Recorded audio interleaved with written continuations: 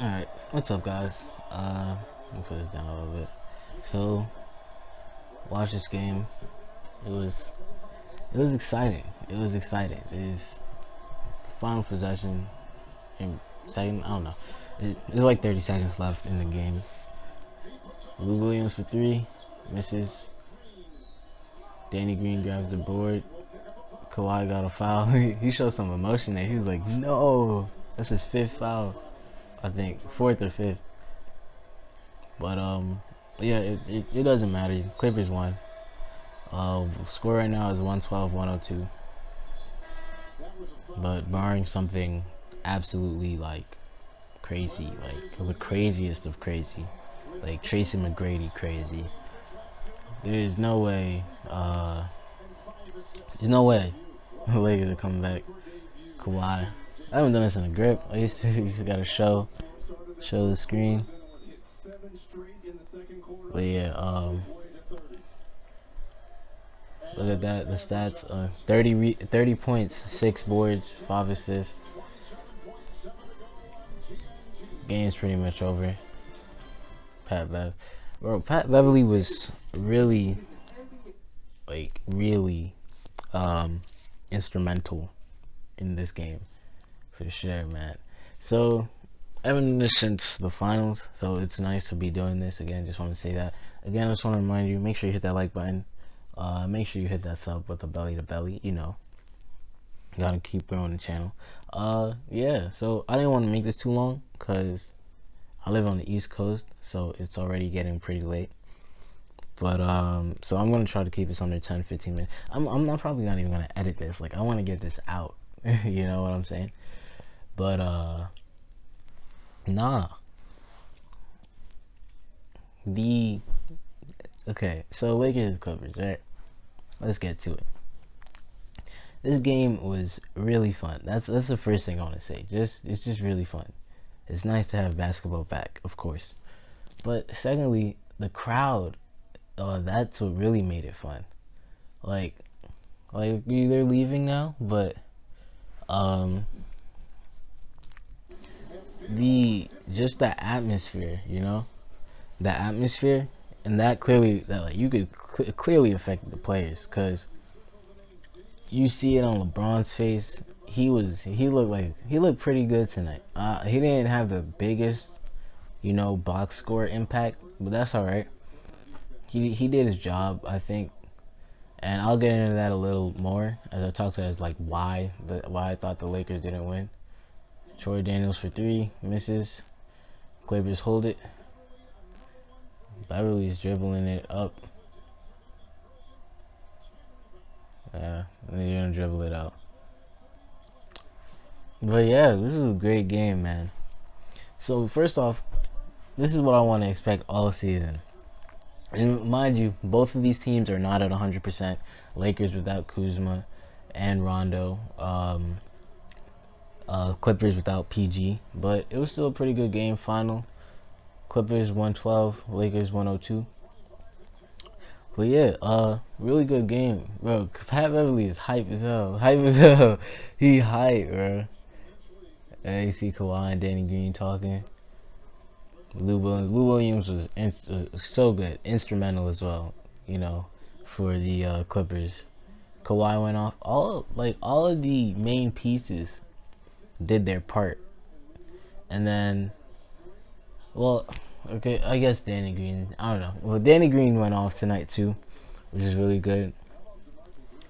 Yeah, a lot of people, on the whole team, it felt like everybody was they were on their game today, even though they had their mistakes in certain places. I think overall, great performance by both teams. Like I said before, the crowd, just both of them being in LA and having, it was more Laker fans than Clipper fans, but it was still pretty close. It was probably a 60-40 split, you know what I mean? And not really 50-50, but 60-40. So you still had cheers and boos, and the crowd, it felt like the crowd never got dead or silent, Like I like games where when the crowd is hyped the entire game, right? Cause like think about it, okay? If the Clippers are doing good, the Clippers fans are gonna cheer, and then the Lakers fans are gonna boo, right? And you know when a team's doing good, you'll cheer a little. Like the Clippers went on a run at one point, and it was like, oh yeah, all right, now it's just getting over. Like y'all look like you're about to blow out, and then even though the Clippers side got a little quiet, seems like the Lakers side they've just booed every bucket, and you know it's vice versa. So I like it's like there was never a dull moment in terms of the atmosphere. Like I said before, the players, LeBron looked real focused tonight. Kawhi looked focused. Patrick Beverly looked really focused. AD showed out, bro. AD showed out as well. I don't know his stats, but definitely had a big impact. I wish they showed the stats. But yeah. So overall, all right, let's just get into the game. So here is why I think the Lakers did not win. All right, so one of the main things about the Lakers that really irked me is okay. Well, two things: turnovers, a lot of sloppy turnovers, and then defense/rebounding. Like that could be three things. It depends on your taste, right? So obviously, the Lakers have a lot of bigs. They have JaVale McGee, Dwight Howard, Anthony Davis. You know, those are three bigs who get you the board. They get you some boards, man. They get you some good boards. And I don't know, I feel like for that caliber, you should have been doing a lot better on the boards. Because I don't know I don't have the exact stats, but the Clippers were getting some good boards, you know what I mean? And plus LeBron is there, even though he was playing point guard at times, or most of the time. Like this, you should still be able to get some boards, you know what I mean? I feel like the rebound battle was too close for comfort. You know, it should have been waxing. No disrespect to Montrezl Harrell or Zubaz, but yeah, I like his last name, Zubaz.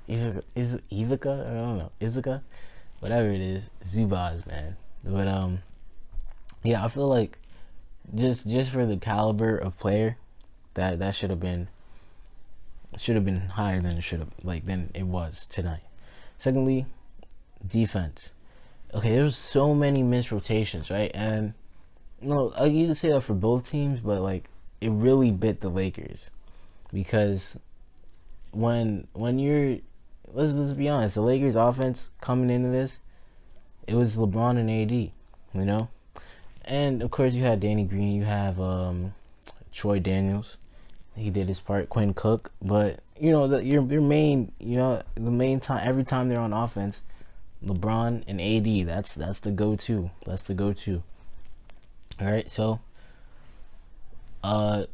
when you have bad defensive possessions, lazy defensive possessions, you know, a lot of times, a lot of these missed rotations, a lot of missed switches, you know, like they just leaving people open. And then you're rotating here, and then you know, sometimes you get lost in the sauce when it comes to all of these screens. You know what I mean? So now you'd have JaMychal Green open on the corner, Lou Will open on the corner, or even with the screens, you'd have these mismatches a lot. Specifically, two I can remember: Danny Green and Montrezl Harrell, especially in the fourth quarter.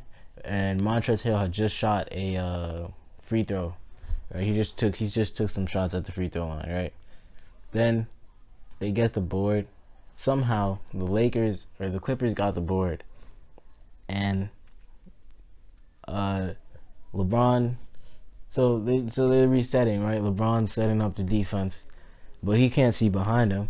And behind, so first thing, I think it was Lou Williams who had the ball, or Patrick Beverly. No, it was Patrick Beverly. First thing Pat Beverly does, he passes it to Montrezl Harrell. And who's on Montrezl Harrell? Danny Green. So just the mismatches, it's just the defense had to be more organized, I feel like.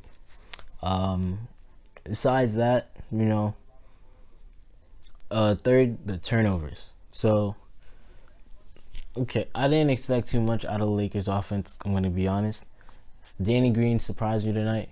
But we know. I mean, we know Danny Green's a 3-point shooter, but I didn't think he'd pop off like he did tonight.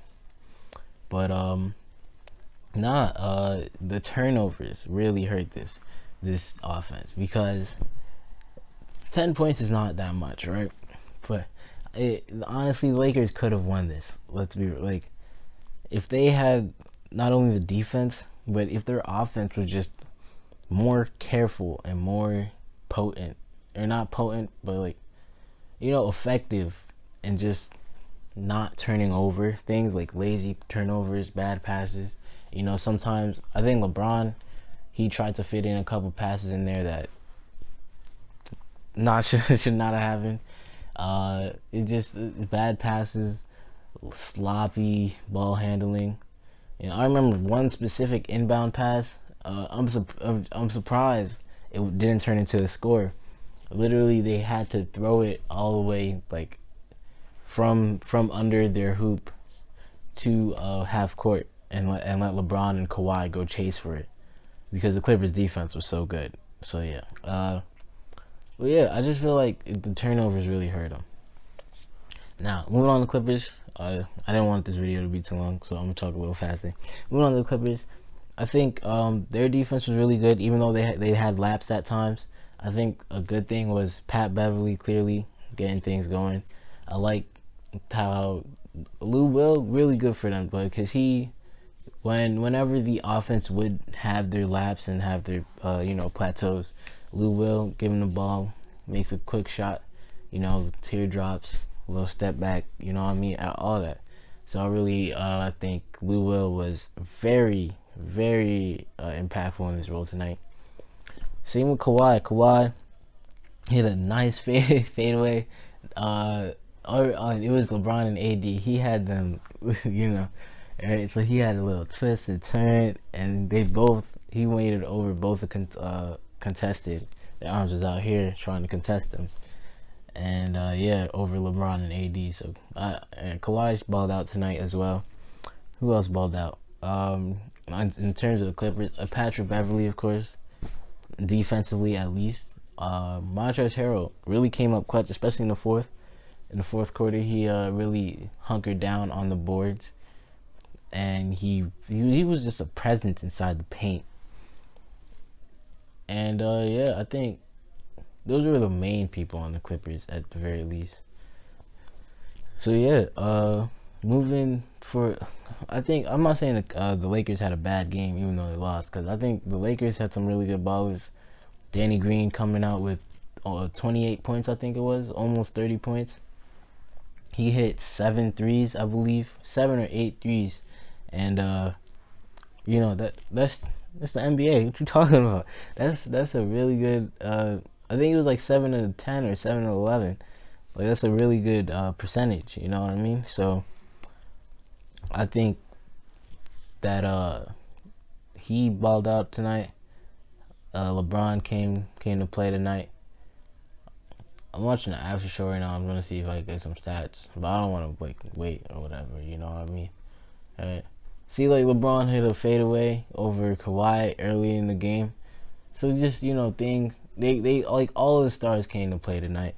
I just feel the Lakers were too sloppy on offense. Had they not been so sloppy on offense, I think they would have won this game tonight. Now, the next time they play each other is on Christmas. So that's almost 10, just 2 months. 2 months. 2 months to get that sorted out. Hopefully no injuries, so we can see both of these teams at 100%. We definitely want to see that. Yeah, I'm excited for the season, man. I think this doesn't show the entire scope of what these teams can do, right? Because I forgot about Avery Bradley. He showed out defensively too. I don't think he showed out, because I think he was specifically he was signed for Lou Williams. Avery Bradley, Lou Williams, that was a nice matchup to watch. But I think he's gonna be real important. He's gonna be one of those X factors You know, when they go up against some super teams or well, there's no more super teams, but you know, other really good teams, Avery Bradley's gonna come up in the in key moments, maybe guarding guys like James Harden, guarding guys like Lou Williams, like C.J. McCollum. That's what I'm thinking of. You know, all that stuff. But yeah, let me know what you guys thought. I thought, in terms of the benches, Clippers bench clearly outclassed Lakers bench. You know, I wouldn't say Lakers bench was, you know, crappy, but it was not. It could have been a lot better. It was subpar. Dwight Howard, he had a block. I think he had a couple blocks. I think. So good defensive presence. Offensively, he was not very, you know, loud. It was nothing of note. Quinn Cook, I think that was a great pickup because he was able to hit a couple shots to, you know, stop the bleeding whenever the Clippers would go on these long runs. Yeah, Avery Bradley, KCP, man. KCP's got to hit that shot, because there's times where they're looking at him and he be open, right? He had the best chance of hitting a shot. His shots weren't going in. Here's some stats. All right, LeBron, 18 points, 9 boards, 8 assists. AD, 25 and 10 boards. Lou Will, 21 points, 7 assists. Montrezl Harrell, 17 points, 7 boards. Danny Green, the top scorer of the cast, 7 of 9 from the 3-point line, 7 boards, 5 3-pointers in the third quarter. Amazing percentage from Danny Green. I hope we can get this sort of production out of him a lot more often, but I doubt it. I'm gonna be real, because I mean he's a little one dimensional. You know what I mean? He'll have these moments, but I don't think he's that big of an offensive force where he's gonna, you know, maybe he'll average like 14 points a game or something, which is fine. Of course, Kuz wasn't in the equation, PG wasn't in the equation, so this could all change by Christmas, right? At that point, you probably have PG on the floor. The Clippers will be a lot better defensively. Kuz on the floor. The Lakers will be a lot better offensively. So I'm excited to see that. But for this first little taste of what it is, I'm really excited to see what happens, man. I hope the Lakers get more careful, you know. I'm excited to see, though. I'm excited to see what happens. With that being said, this is going up unedited, so thank you guys for watching. Yeah, I don't know why I have to say it's going up unedited. You clearly know. Okay. That being said, thank you guys for watching. It's been your boy, Father Suplex. Oh, let me know what you guys think the records will be like. Like, I'll say right now, I think the Lakers are gonna be in the neighborhood of 45 to 50 games, 52 games top, right? In terms of, like, I'll say 48 and, what is that, 48 and 34? Yeah, something like that. So I'm going to say Lakers go 48 and 34. And I think the Clippers are going to go 55-27. Yeah, that sounds, I think it's pretty reasonable, because the Clippers are beatable. I'll assure you that. But yeah, I think the Clippers will be the top seed out of the West. I probably think the Lakers will be in between the 3, maybe the 2. No, in the 2 to 5 range. 6 if, you know, Portland surprises us, or some team, New Orleans, I don't know. But oh yeah, speaking of New Orleans, they just played the Raptors earlier. That was a little fun game. I saw the end of that. It was like overtime, but the absence of Zion probably really showed there, and just the absence of a star on the Pelicans. Well, on both teams, but like, I know Pascal Siakam had like 35, so you know, he showed out. But oh, and Fred VanVleet, he had 34 too, or something like that, right? So yeah, with that being said, thank you guys for watching. It's been your boy, Father Suplex. Make sure you catch the next one, and we out. Foolies glad I'm home. Even my haters kinda glad I'm on. Rest in peace to my vagabond. Rapper, song, singer, suspended, subpoenaed for misdemeanors. Dreamer, held back asses, Loki still a dinner. And I still shake a boat squat. Praying for my broke. Got city on the come up. Shot